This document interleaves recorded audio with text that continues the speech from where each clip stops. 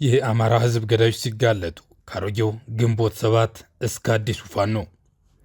የአማራ ህዝብ ዛሬ በገዛ ምድሩ ላይ እየተገደለ እየተዘረፈና እየተፈናቀለ ያለው በአጋጣሚ አይደለም። ይህ መከራ የተጠነሰሰው በሻዕቢያና በህወሓት እቅፍና ድጋፍ ባደጉ በአቅመቢስነት በተላላኪነት በተለከፉና የጫካ ፍቅር ባናወዛቸው የግንቦት ሰባት ተላላኪዎች ነው። ከድሮም ቢሆን የኢትዮጵያ ጠል በመሆን የሚታወቁትና ከአዲሃሎ ቤተ መንግስት ስንቅም ትጥቅም የሚሰፈርላቸው የፍየል ጥቦት ቦርጫም ያደረጋቸው የፉኝት ልጆች ዛሬ ስማቸውን ወደ ፋኖነት በመቀየር በአማራ ህዝብ ላይ የከፋ እልቂት እያደረሱ ይገኛሉ። እነ አንዳርጋቸው ጽጌ፣ ዘመነ ካሴ፣ ዝናቡ ልንገረውና የኔ ዓለም ዘለቀን የመሰሉ የጸረ ሰላም ቡድን ሰብሳቢዎች በዛን ጊዜ የነበረውን የግንቦት ሰባት የጫካ ሽፍትነት ታሪክ ይዘው በአማራ ጫካዎች በመክተም አማራን በመግደልና በማፈናቀል ተጠምደዋል። ከግንቦት ሰባት ወደ ፋኖነት ስም በመቀየር ብቻ የህዝቡን አመኔታ ለመሸርሸር የሚጥሩት እነዚህ የክህደት ቁንጮዎች የለመዱትን ሴት የማፈንና መድፈር ተግባር ዛሬ በአማራ ህዝብ ላይ እየፈጸሙት ይገኛሉ። ከ60ዎቹ የጨለማ ዘመናት ጋር ፍቅር የተጋቡት እነዚህ ተላላኪዎች ኢሳያስ አፈወርቂን አምላክ አድርገው በመውሰድ የገደሉትን ሰው ደም የሚጠጡ የጭካኔ ምልክቶች ናቸው።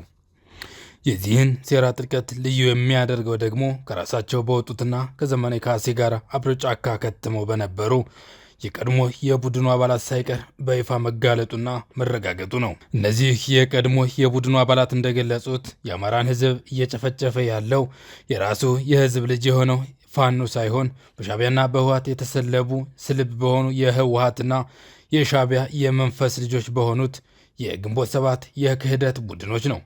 የአማራን ደም በመሸጥ ሻዕቢያንና የህወሓትን ፍላጎት ለማሟላት እነዚህ ስልቦች ዛሬ የአማራን ህዝብ ህልውና ለመቅበር ተግተው እየሰሩ ይገኛሉ።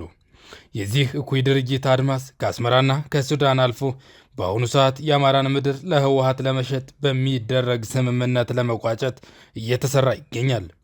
ዘመነ ካሴ የዚህ ሁሉ ሴራ ፊት አውራሪ በመሆን አማራው ለዘመናት በላቡና በጉልበቱ ሲያለማው የኖረውን የጎንደር መሬትና የወሎን ለም መሬቶች ለህወሓት አሳልፎ ለመስጠት ከስምምነት ደርሷል። ከጎጃም መራዊ በመነሳት በጎንደርና በወሎ መሬት ላይ ግብይት የሚፈጽመው ይህ የዘመነ ካሴ ስኳድ የካዲ ቡድን የአማራን ህዝብ ለጠላት መስዋዕት አድርጎ ለማቅረብ አንዳችም ይሉኝታ የለውም። እውነታው ግልጽ ነው። የአማራ ህዝብ ዛሬ እያለቀ ያለው ከግንቦት ሰባት ወደ ፋኖ ስማቸውን በቀየሩ ከአማራ ህዝብ ለትንሽ ጊዜያትም ቢሆን አመኔታን ባገኙ የሻዕቢያና የህወሓት ተላላኪዎች ነው።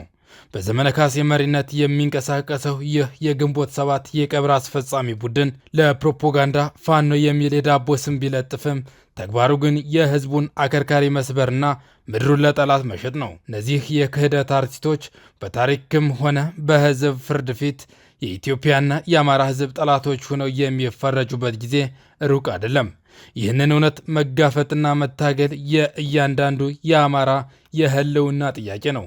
ስማቸውን በመቀየር በዘመናዊ የክህደት ስምምነቶች የህዝቡን መሬት ለጠላት የሚያከፋፍሉት እነዚህ አማራንን ባይ የክህደት ባለቤቶች የአማራን ህዝብ ጡንቻና ቁጣ መቅመስ አለባቸው። የአማራ ህዝብ ሆይ ገዳይ ስሙን እየቀያየረ ደምህን የሚጠጣውና ምድርህን የሚሸጠው የሻዕቢያና የህወሓት ተላላኪ የግንቦት ሰባት የክህደት ቡድን ነው።